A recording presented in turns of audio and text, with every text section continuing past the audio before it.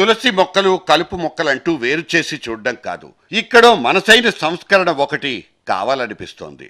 అతడికి దారిస్తే తప్పేంటన్న ఆలోచన కూడా అనిపిస్తుంది.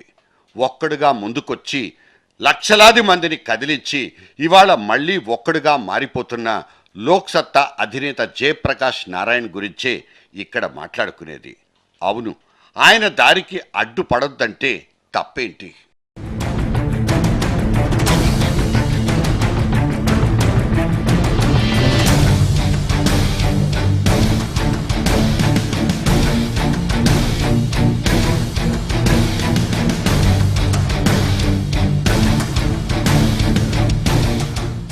మనోడు మన ఊరోడు దేశాన్నేలే ప్రధానమంత్రిగా వెలిగిపోతాడనుకున్నప్పుడు ఆ పివి నరసింహారావుకు తెలుగు జాతి మొత్తం ఎర్రతివాచి పరిచేసింది.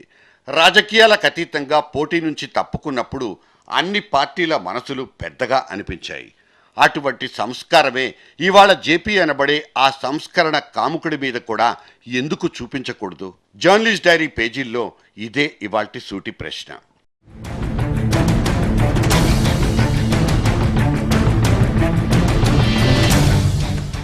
జయప్రకాష్ నారాయణ్ తన క్వాలిటీల గురించి, క్వాలిఫికేషన్ల గురించి కొత్తగా చెప్పుకోవాల్సిన పనే లేదు.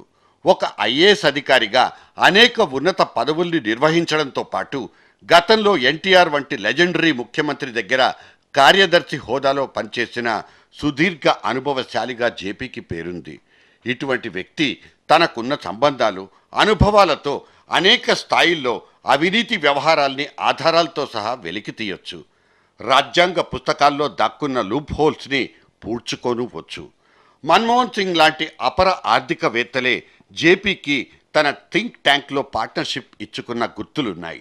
ఇటు నరేంద్ర మోదీ కూడా జేపీకున్న దృష్టి కోణాన్ని పసిగట్టి ఇటువంటి వాళ్లే పార్లమెంట్లో కూర్చోవాలంటూ ఖచ్చితమైన కితాబులు ఇచ్చేశారు.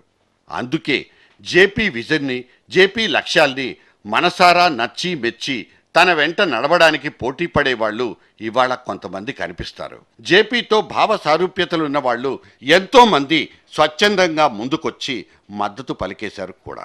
ఒక 15 సంవత్సరాల క్రితం నుంచి జేపీ గారితో నాకున్న పరిచయం క్రమంగా స్నేహంగా వృద్ధి అవుతున్న తరుణంలో ఆయన లోక్సత్తా ఒక సామాజిక సంస్కరణ సంస్థగా స్థాపించినప్పుడు ఆనందించిన లక్షలాది మందిలో నేను ఒకడిని. అదే వ్యక్తి 7 సంవత్సరాల క్రితం ఈ లోక్సత్తాని ఒక రాజకీయ పార్టీగా మార్చినప్పుడు ఎందుకు వచ్చిన రాజకీయ కష్మలం అంటించుకుంటున్నారు అని నేను ఆయనతో అడిగిన మాట కూడా వాస్తవం. భావావేశమా లేక బరితెగింపా తెలీదు. అసెంబ్లీ కాంపౌండ్లోనే ఒకడు మాడు మీద కొట్టి పారిపోయాడు. ఆ తర్వాత ఇంకొకడు చెయ్యి చేసుకోబోయాడు. ఇటువంటి వరుస పరాభవాల్ని పంటి బిగువనే భరించిన జేపీ తాను ఆశించిన మార్పు కోసం ఇంకా ఎన్నైనా పడతానంటూ ముందుకే నడవడం కనిపిస్తుంది. పవన్ కళ్యాణ్ వెనకడుగేసినప్పుడు కూడా తానేమాత్రం తొడిగినట్లు తెలీదు. నేను ఎన్డీ అలయన్స్కి నా మద్దతు తెలుపుతున్నాను. అలా అని చెప్పి నాకు జేపీ గారి మీద నాకు ఇంకొక అగౌరవభావం కానీ లేదు, గౌరవమే. కానీ ఉన్న పరిస్థితుల్లో లార్జర్ ఇంట్రెస్ట్ దేశాన్ని దృష్టిలో పెట్టుకొని, 2 రాష్ట్రాల పరిస్థితిని దృష్టిలో పెట్టుకొని నేను ఎన్డీ అలయన్స్కి మద్దతు పలుకుతున్నాను. Just now I heard of your decision. I can understand your compulsions and pressures. This will not harm our friendship and mutual regard. I wish you all the very best in your endeavors. Regards, JP.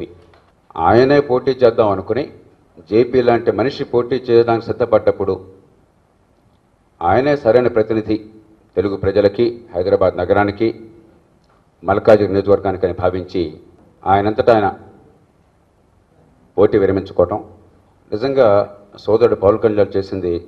నా సొంత సోదరుడు కూడా చేరాడు. JP అంటే above the party lines.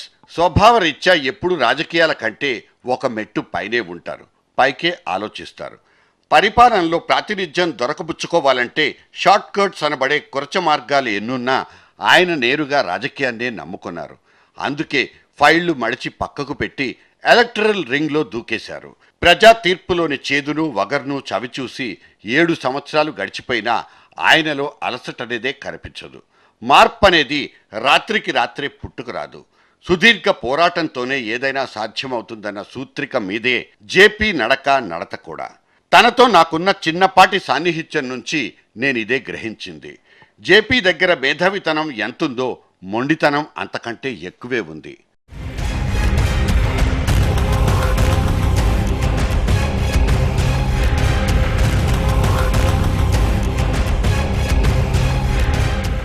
మనుషుల్లో రెండు రకాలు.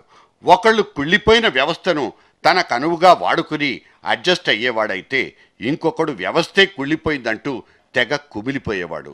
ఈ రెండో రకం మనుషుల మీద చాదస్తులని ముద్రేసి పడుకోబెట్టిన ఘనమైన వ్యవస్థలోనే మనం అందరం ఉండిపోయాం. కానీ అటువంటి చాదస్తుల్ని నమ్ముకుని మార్పు కోసం యుద్ధం చేస్తానంటూ ముందుకొచ్చిన తండ్రి మరో మనిషనాలా, మహా చాదస్తుడనాలా? చాదస్తుడన్నా పర్లేదు, పడతానంటున్న జేపీ తానెక్కడా చరిత్ర సృష్టిస్తానని తొడలు కొట్టడం లేదంటారు. తాను ఆశించిన సామాజిక మార్పులో కనీసం 10% సాధించి పెడతానంటూ మాత్రమే శపథం చేస్తారు.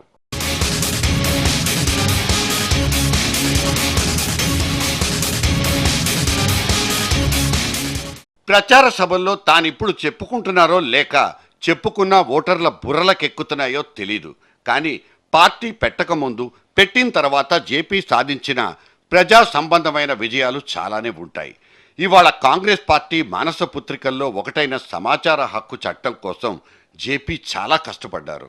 నిన్నటికి నిన్న రాష్ట్ర విభజన బిల్లు రూపకల్పనలో జేపీ సూచనలు, సలహాలే కీలకమంటూ జైరాం రమేష్డే సర్టిఫికేట్ ఇచ్చినట్లు గుర్తుంది.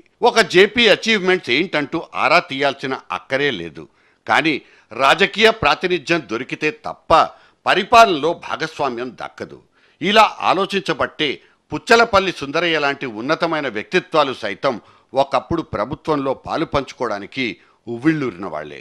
కాకపోతే అప్పట్లో చెన్నారెడ్డి హయాంలో ఆయనకోసారి డ్రైనేజ్ బోర్డు చైర్మన్షిప్ లాంటి నేలబారు ఫైళ్లు మాత్రమే దొరికినట్లు గుర్తు.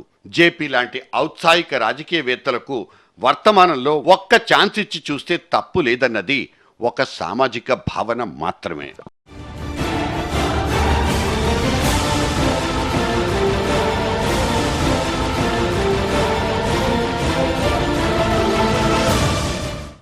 అయితే జేపీ గురించి జనం ఏమనుకుంటున్నారు? కూకట్పల్లి ఎమ్మెల్యేగా ఆయన ఏం సాధించారంటూ సమీప చరిత్రను తిరగేసుకుంటున్నారా? లేక పార్లమెంటు మెట్లెక్కడవే జేపీకి సూట్ అవుతుందని భావిస్తున్నారా? ఎదురు చూసి మోసపోవడం అనే అలవాటును దాదాపుగా మానేసుకున్న జనానికి ఈ జయప్రకాశుడు చూపిస్తానంటున్న కొత్త బంగారు లోకం గురించిన ఆలోచన, ఆసక్తి ఇంకా బతికే ఉందా అన్నది మనకు తెలీదు. ఎందుకంటే తెలివైన వాడు, బలమున్నవాడు ఇవాళ గెలిచేవాడే నాయకుడు, వాడే రాజకీయాలకు పనికొస్తాడు. ఆ రకంగా రాజకీయాలు మారిపోయాయి, ముదిరిపోయాయి కూడా. కేవలం ఓటర్లకు పంచడం కోసం మాత్రమే ఉద్దేశించిన 100 కోట్ల రూపాయల కరెన్సీ పట్టుబడిపోయిందంటూ పోలీసులే నోళ్లు వెళ్లబెట్టిన నేపథ్యంలో ఇవాల్టి రాజకీయాలు ఫిక్స్ అయిపోయాయి. మరి జేపీ లాంటి ముక్కుసూటి మనుషుల్ని, రాజకీయ వాసనే తెలియని నాయకుల్ని పార్లమెంటు దాకా సాగనంపడం అంటే మాటలు కాదు. అందుకే జేపీ దారి మీద ముళ్ళు కాదు, పూలు పరిస్తే బాగుంటుందేమోనన్న ఆలోచన మాత్రమే ఇది.